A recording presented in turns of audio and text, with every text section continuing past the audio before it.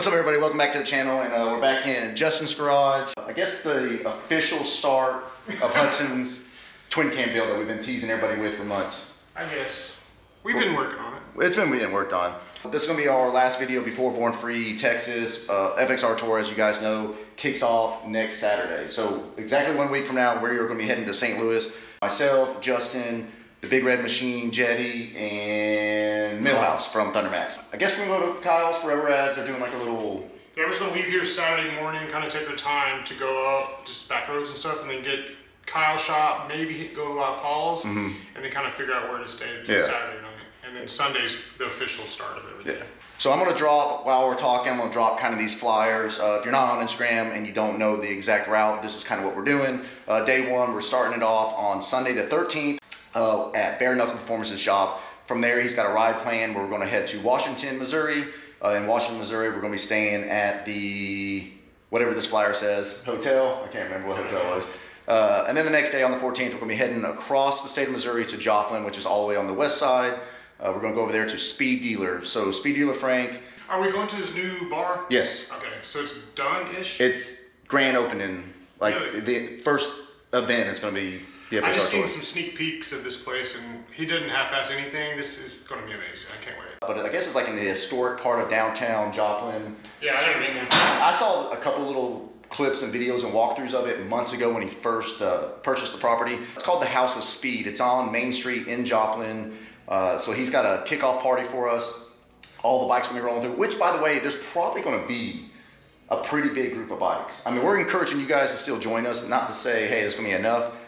More the merrier, but I think it's going to be like... I have a feeling the first day is going to be a good group of folk. Because a lot of people are coming to like Paul's and doing like the first leg and then just going back home. That's another thing too. You don't have to do the entire tour to be a part of the tour. If we're in your area and we're in your town, you can just come stop by, see the bikes, see the builders, say hi, shake hands, whatever you want to do, and then ride, you know, a couple miles, whatever you want to call it, and then turn off. But either way, the 14th, Joplin, Missouri, we'll be staying at the Downstream Casino just over the state line in Oklahoma. Then from there, we're heading to Hot Springs, Arkansas. There's no shop or anything. That portion of the event is hosted by Thundermax, and we're going to be coming through kind of back roads from Joplin to Hot Springs. Which is great riding. It's going to be great. Yeah. Awesome riding. Hot Springs, cool little town. We're going to be staying right off their like little main strip there. A lot of little bars, restaurants. From there on Wednesday, we're going to be heading to Dallas. Strokers, just like last year, they did a Born Free pre-party, I guess that's what they're calling it. So we're going to head up for that. Everybody wants to check it out. So we kind of added a little bit of more mileage to this trip, but we're going to hit Dallas and then from Dallas to Yellow Rose Canyon. So definitely be a part of that. And we're going to be dropping videos. I'm thinking 4 to 5 videos for the entire tour. So with each video, we're not going to announce it or say it on the thing, but each video is going to have interview of 2 to 3 guys. Get more of an in-depth look at their build, their bike, get to know them a little bit. So the video is not just going to be the riding or the breakdowns or whatever else we run into on the road. It's also going to show the bikes and the builders. So each video, definitely want to stay tuned for that because they're all going to be different. But what this video is about is we're going to officially introduce Hudson's bike in its current state, the donor bike for Hudson's bike, and my bike. This bike's getting really hoard out right now. Anybody want a big wheel bagger frame? It's for sale for $27. Jeremy Lucky Strike. Yeah, this is one of his project bikes that he had. Like for real, if you're interested in this, hit me up. I'm not shipping it, but you're more than welcome to it. It comes with a swing arm, frame, all that. And any other little junk like this EFI. That's going to trash. I wouldn't put that off with anybody. Well, that's the early one. That's terrible. Yeah, it's the dual throat, whatever they call it. Yeah. Last time y'all saw this, the bike was still getting cut up over at Andy at Howland Cycles. So obviously the frame is done. It's back from powder. We got another power plant. We got a bunch of parts over there. Yes. We got the mastermind right here and the son. He's on the couch. He's on the couch playing with the dog. Yeah. So these aren't the risers going on. He's going to have 8-inch pullbacks. I just did it for setup. These are his trees. We're going to run inverted front end just like I do on the other ones. Andy did all the framework, of course, powdered and low rot, FXR division inner plates. So we just got this the other day, thank you Jedediah. Mark from Texas Performance built this motor from like crank up, dark horse, everything. 117. I just cleaned it up the other day, and I'm excited about this. To be honest, this thing probably has more power than. Oh, I'd imagine so, for sure. Yeah. Now it's already got you stuck having to do all the ARP on it because the motor's already fully equipped. There's another $1,000. Yeah, there's another. Yeah. So, and then we did clean moto headlight.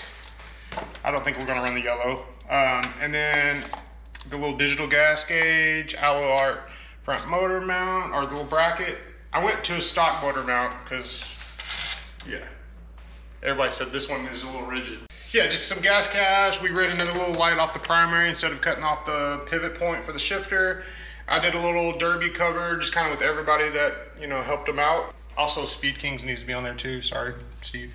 And then we did dyno mids. All this stuff's got to get coated. The forks got to get coated. Lindahl wheels. That's about it. But let's. Yeah, the so sick.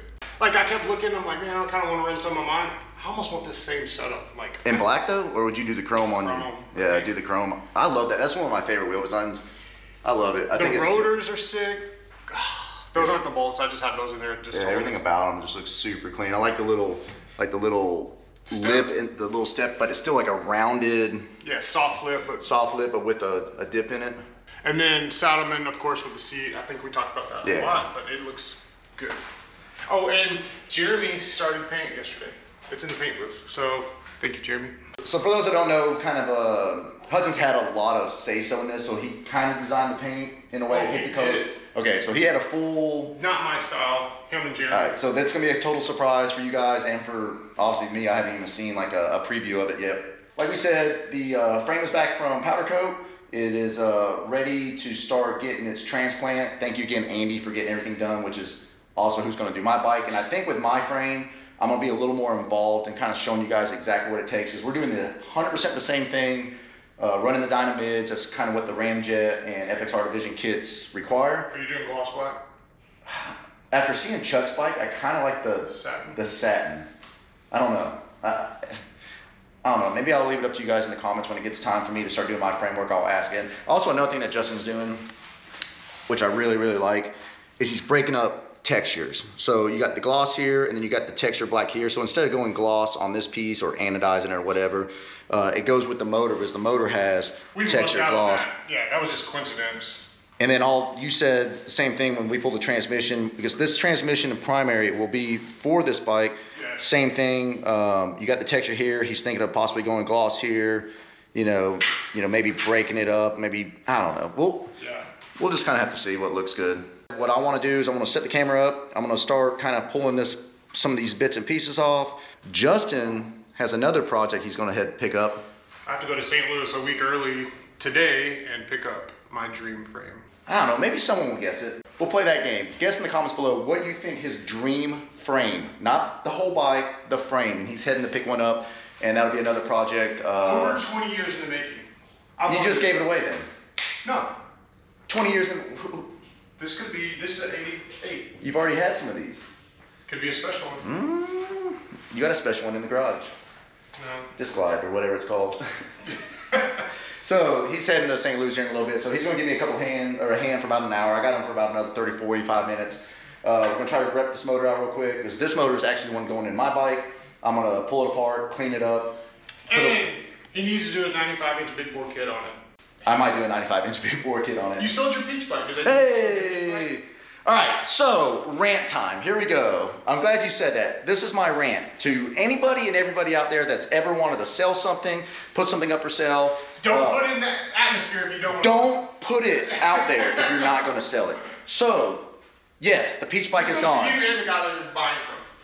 I went through with my deal because But you didn't want to. I did not want to. So, I had a gentleman reach out to me that there was another kind of a dream bike, if you will, that I wanted to purchase.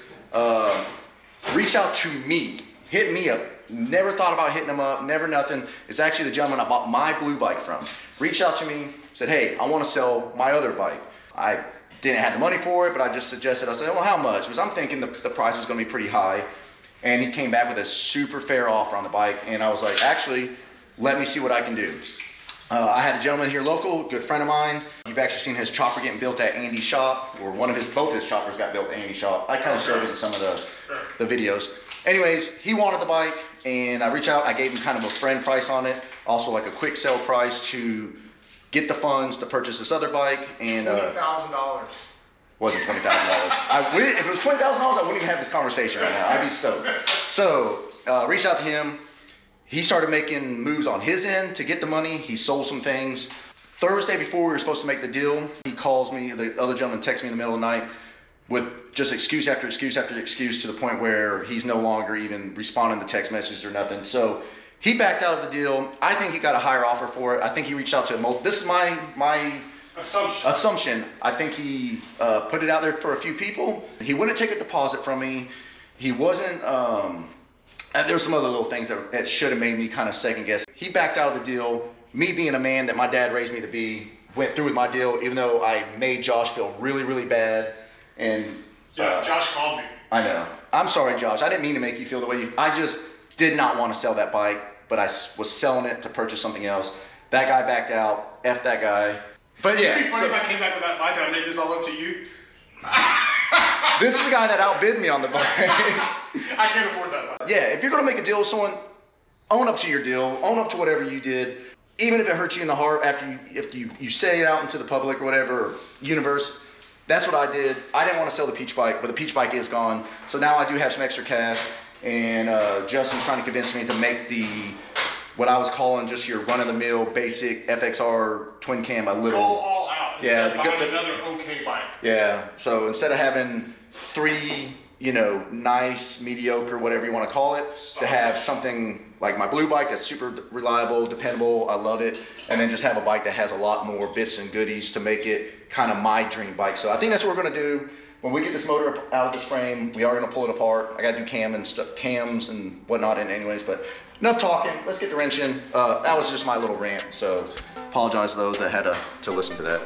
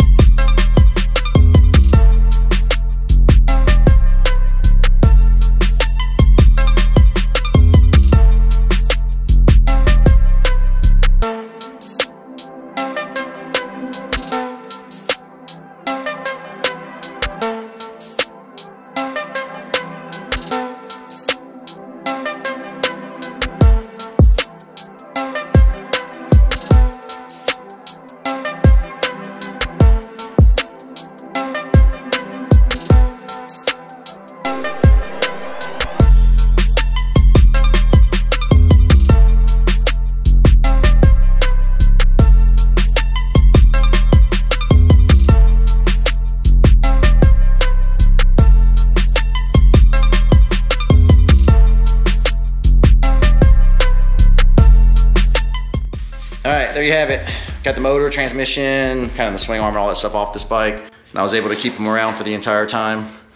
I'm gonna finish up. I'm gonna clean up our mess that we've created. He's gonna be hitting the road here in a second. Like I said, he's got his dream frame that he's heading to pick up. And if anyone is looking, this thing still has Harley numbers on it.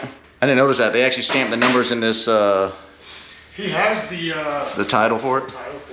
And this was for a 26? Yeah, so I think this thing was necked for a 26. I mean, for a neck, it's nice. It's a clean neck. Yeah. No, it's done well. It's not just hacked on there, it's smooth. Look how thick this thing is for all the wires coming on the side. Oh, damn. And so they shorten it this way to suck the trees up, so this is all shorter to suck the wheel up. Okay, all right, that makes sense. Normally it's like... Yeah, it's like almost twice as long. Well, not twice, but... Damn near, yeah. About another third longer than that. All right, so there's our donor bike in pieces. And hopefully the next time you see this, that we'll start getting some of these nice high quality parts thrown at this bike. So this is gonna be a fun build. Definitely still stick around for that. Stick around for my bike. And then like I said, these next few videos that you guys are gonna see is Born Free Texas, the FXR Tour. Definitely follow along. You're gonna enjoy it. I'm gonna do better at recording. Hopefully it's a little more exciting, if you will. So anyways, until next time, y'all take care. Peace.